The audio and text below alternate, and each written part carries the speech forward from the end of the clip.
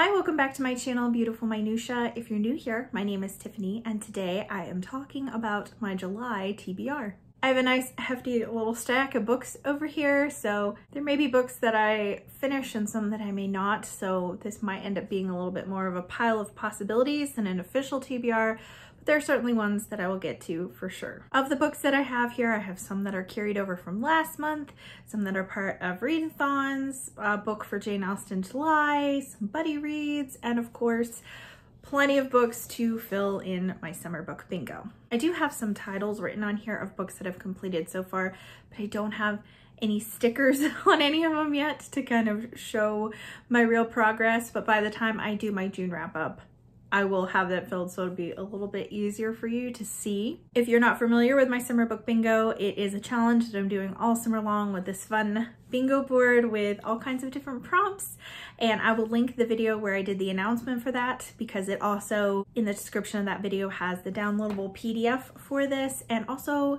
the rules for the giveaway that I'm hosting surrounding this as well. But I've really enjoyed having this board because it kind of diversifies my summer reading, so I'm not just reading the same kind of things, kind of helps me branch out a little bit, and it is so satisfying to check off the spots. There are people already who have totally blacked out their bingo boards, which is so impressive because I don't even have a bingo yet. But that's okay. I think I'm gonna have some this month. All right, well, we'll go ahead and dive into the books on my TBR. So I will start with the books that I'm carrying over from June. The first one of those is Bad Business by Dostoevsky.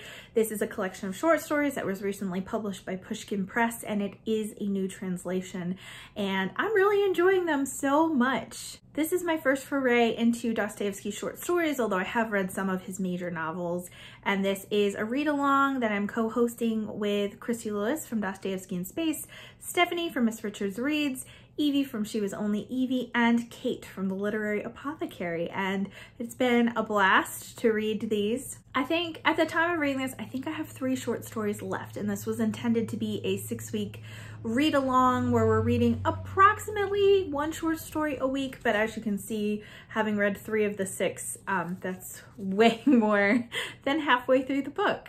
But I will be continuing and finishing this in July. Next up, that's a continuation that was planned to be a several months long read-along, is the read-along of The Count of Monte Cristo. I know a lot of you who are subscribed to me are also participating in this read-along, and it has been really, really fun. It's hosted by Naomi from Naomi's Bookshelf, and Janelle from Too Fond of Books, Christy Lewis from Dostoevsky in Space, and Victoria from A Musical Bookworm. So just a wonderful group of ladies, and they're hosting bi-weekly lives to talk about this, as well as a discussion on Victoria's Discord, and it's just been fun. I'm really enjoying rereading this, although the edition of this that I owned was an abridged copy. I found that out when I put this on my classics TBR for the year, and I was so disappointed. So I'm not totally for sure whether or not I have read the unabridged copy.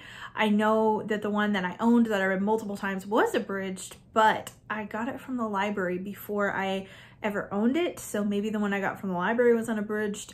Not really sure, but super enjoying this one. It has been great to revisit it. And the last book that I am carrying over from June, I have a couple other books. I'm recording this a few days before June is over. I have a couple other books that I'm in the middle of that I'm pretty sure I will finish by the end of the month, but I'm certain I will not finish this one.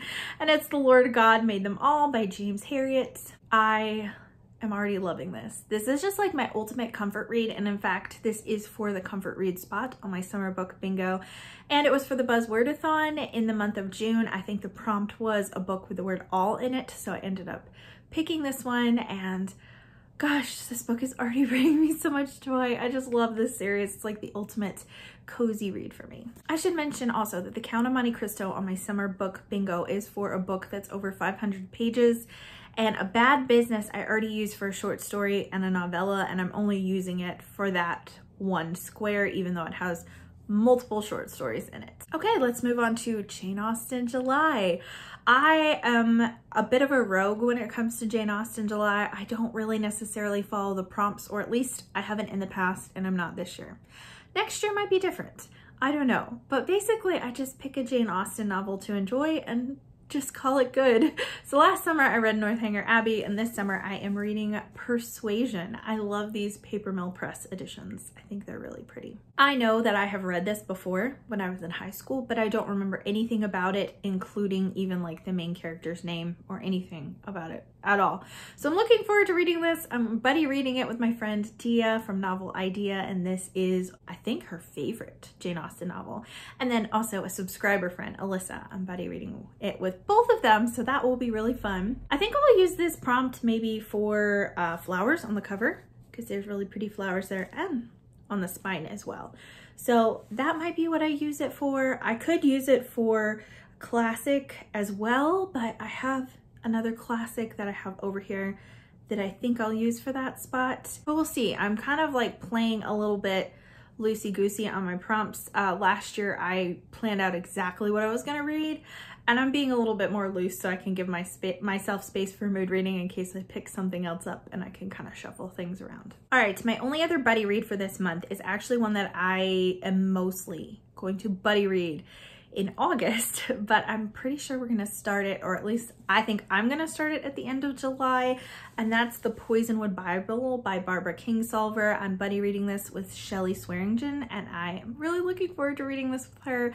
She's such a thoughtful reader, so I know that I will get much more out of reading this with her than I would just reading it on my own. So I'm looking forward to reading this one. This is also on my Read or Rid project list. So if you haven't seen that video, it's basically just a list of books that I told myself I've owned these for long enough that I need to read them this year, or I need to just get rid of them. This is kind of a chunky book. So originally I think we were planning on reading this in August, but I want to make sure I have enough time for it. So I'll probably start it towards the end of July.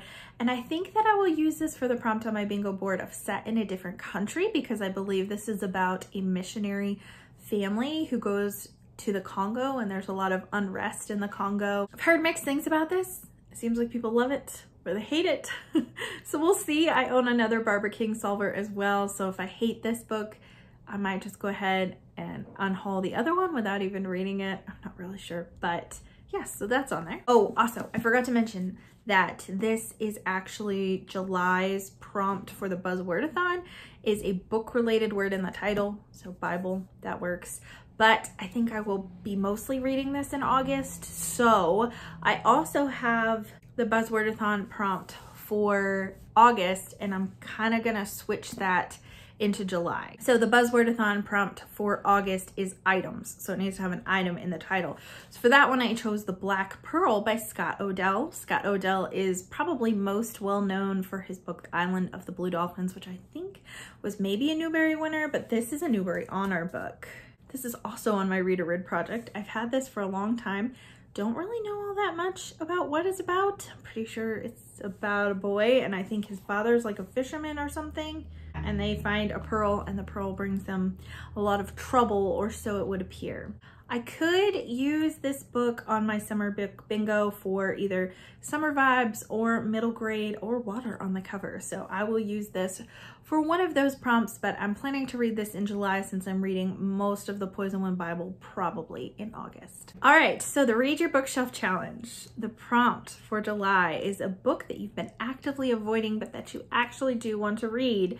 And I have a feeling that I'm gonna have a lot of subscribers that are really excited that I chose The Way of Kinks by Brandon Sanderson. I have had this book for 2 years. My husband bought it for me like 2 years ago, and I was so excited, but then I just kind of like let myself get intimidated by the size. And I know I read big long books, but I read big long classics, and I'm used to reading classics, and I don't read as many high fantasies. But I loved Mistborn, the whole entire trilogy, and I didn't feel like the magic system was too complicated for me to grasp, because Brandon Sanderson's writing is very straightforward, so that really helps me when it comes to magic systems. So I am actually looking forward to reading this. I really do want to read it, and July is the month that I'm finally gonna do it. It was on my 5-star predictions list last year, and I didn't get to it, and so I put it on my 5-star predictions this year, and I'm like, I am reading it. I have all 4 books of this series, and so I'm like, I am reading it. It's finally gonna happen this year, so it's happening in July. Oh, and for that prompt, I could use it for a favorite author because I do love Brandon Sanderson. I feel like there might be some sort of journey in the storyline because there's a journey or vacation prompt on there. So I don't know, maybe it could work for that one. If you have read it, let me know. I mean, I guess I could figure out by the time I finish it. I also feel like fantasy gives me summer vibes, so it could work for that space also. So I mentioned that there was another classic on my TBR, and that's The Return of the Native by Thomas Hardy.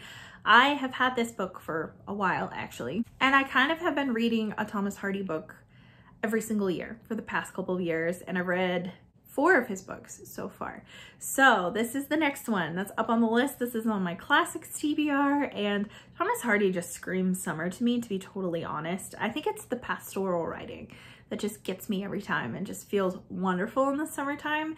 So I'm really looking forward to reading this one. I don't have a single clue what it is about, and there is nothing on the back of this edition, so I don't have any idea. I did just see Melissa from Libraries and Labradors read this book, I think last month, and she loved it. So I'm really looking forward to picking this one up.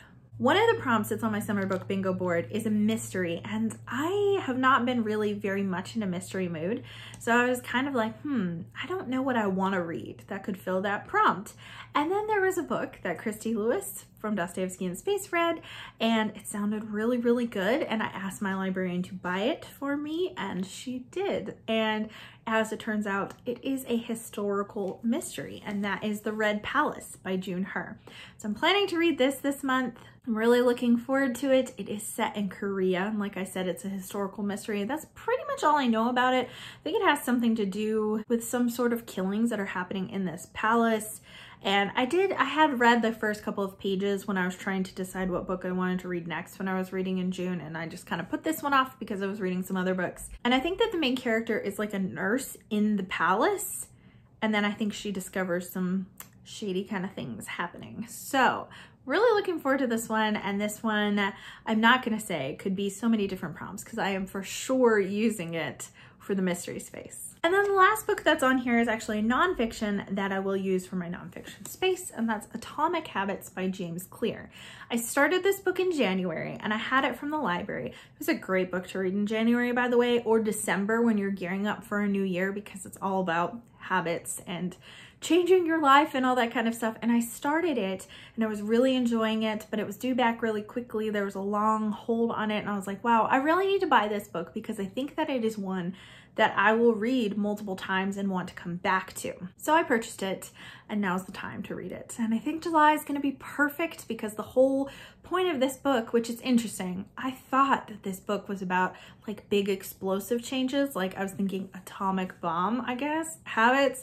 And it's actually about like small atoms, like an atom's building up, being the building blocks of life, you know? So these small atomic changes that are really small, but they build into actually changing your life, which if I had looked at this, it says tiny changes or remarkable results. So if I had like really read the cover, I would have known that, but that's okay.